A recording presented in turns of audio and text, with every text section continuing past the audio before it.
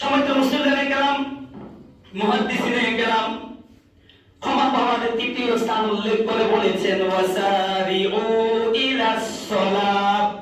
হে মুমিন বান্দাগণ, যদি তোমরা আল্লাহ রব্বুল আলামিনের ক্ষমা পেতে চাও তাহলে তোমরা বেশি বেশি করে নামাজ আদায় করো। সুবহানাল্লাহ।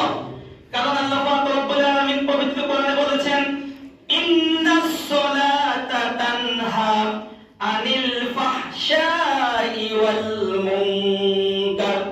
আল্লাহ রব্বুল আলামিন বলেন, যে সকল বান্দা নামাজ আদায় করবে, সময় মতো 5 ওয়াক্ত নামাজ নিয়মিত আদায় করবে, ওই সকল বান্দার দ্বারা কখনো গুনাহের কাজ, অশ্লীলতা কাজ, কোন খারাপ কাজ হবে না। সে সব সময় খারাপ কাজ থেকে বিরত থাকবে। এজন্য আমরা বেশি বেশি করে নামাজ আদায় করব। কারণ আল্লাহর হাবিব সাল্লাল্লাহু আলাইহি সাল্লামের জামানায় যখনই কোন সাহাবায়ে কেরাম বিপদগ্রস্ত হয়ে যাইতেন, আকস্মিক কোন বিপদের মধ্যে পড়ে যাইতেন, তখনই সাথে সাথে নামাজে দাঁড়িয়ে যাইতেন। নামাজে দাঁড়িয়ে আল্লাহর কাছে চাওয়া শুরু করতেন। আর আল্লাহ পাক রব্বুল আলামিন সমস্ত প্রকার চাওয়া অভাব তাদের পূর্ণ করে দিতেন নামাজের মাধ্যমে। বলি সুবহানাল্লাহ। ছোট্ট একটি ঘটনা বলি। হযরত আলী রাদিয়াল্লাহু তাআলা আনহু তিনি এক সপ্তাহের জন্য একটি সফরে গিয়েছেন। বাড়িতে রেখে গেছেন হযরত হাসান হুসাইন, মা ফাতেমা রাদিয়াল্লাহু তাআলা আনহাকে। এক সপ্তাহ পর সফর থেকে ফিরে আসার সময় বাড়ির কাছাকাছি সময় এসেছেন। বাড়ির সামনে একজন মুমূর্ষ ব্যক্তি অসহায় দাঁড়িয়ে অপেক্ষা করতেছে, কোনো মানুষ পাইলে সে সাহায্য চাইবে। যখনই দেখলেন হযরত আলী রাদিয়াল্লাহু তাআলা আনহু তার সামনে আসলেন, ওই মুমূর্ষ ব্যক্তিটি বললেন, ইয়া আলী, দীর্ঘদিন ধরে খাবার পাচ্ছি না, হঠাৎ অসুস্থ হয়ে পড়তেছি, সামনে কদম নিতে পারতেছি না, আমাকে কিছু দেন, আমি খাই। হযরত আলী রাদিয়াল্লাহু তাআলা আনহু বললেন, সামনে আমার বাড়ি, চলো। ওই লোকটি হাঁটতে পারতেছে না। হযরত আলী রাদিয়াল্লাহু তাআলা আনহু লোকটিকে ধরাধরি করে বাড়ির সামনে নিয়ে দাঁড় করালেন। লোকটি দাঁড়ানো থেকে শুরু গেলেন, এত দুর্বল হয়ে গেলেন। হযরত আলী রাদিয়াল্লাহু তাআলা আনহু তিনি ভয় গেলেন। মা ফাতেমা রাদিয়াল্লাহু তাআলা আনহুকে বললেন, ঘরে কি কোনো খাবার আছে? বাহিরে একজন বৃদ্ধা লোক অপেক্ষা করতেছে খাবারের জন্য, সে অসুস্থ হয়ে গেছে।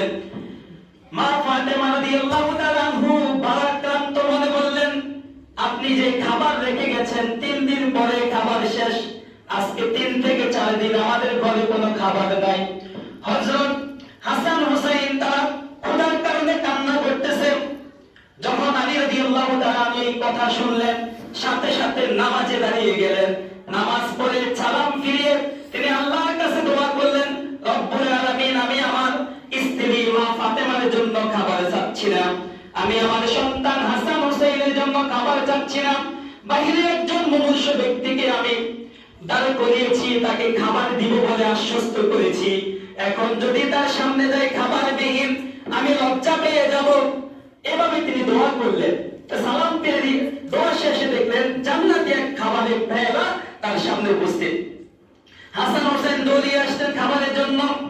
হযরত আলী রাদিয়াল্লাহু তাআলা আনহু তাদেরকে সাইড করে রেখে, তোমরা অপেক্ষা করো, বাহিরের লোকটিকে আমি খাবার দিয়ে আসি। হযরত আলী রাদিয়াল্লাহু তাআলা আনহু তার ছেলে সন্তান পরিবারের কথা না ভেবে বাহিরের লোকটিকে খাবার দিতে গেলেন। তখন বাইরের লোকটি সাথে সাথে সুস্থ হয়ে দাঁড়িয়ে গেলেন যে আল্লাহ পাক রব্বুল আলামিন তোমার ঈমানের এবং ধৈর্যের পরীক্ষা দেখার জন্য কে বাহিরের প্রতীকের জন্য তোমার টান বেশি নাকি ঘরের আহার পরিবারের জন্য তোমার টান বেশি, এই দিকটা দেখার জন্য আমাকে পাঠিয়েছে। যাও এই খাবারটা হাসান হোসেনকে দিয়ে দাও। বলি সুবহানাল্লাহ। তাই সম্মানিত মুসলিমে কেরাম, আজকের আলোচনা থেকে আমরা আরেকটি শিক্ষা নেব এবং এই আমলটি আমরা করব। আমাদের যত ভয়, যত রকমের বিপদে আসুক না কেন, আমরা নামাজে দাঁড়িয়ে যাব। নামাজে দাঁড়িয়ে আল্লাহর কাছে চাওয়া শুরু করব। দুনিয়ার কোনো মানুষকে না বলে আল্লাহর কাছে যদি আমরা চাওয়া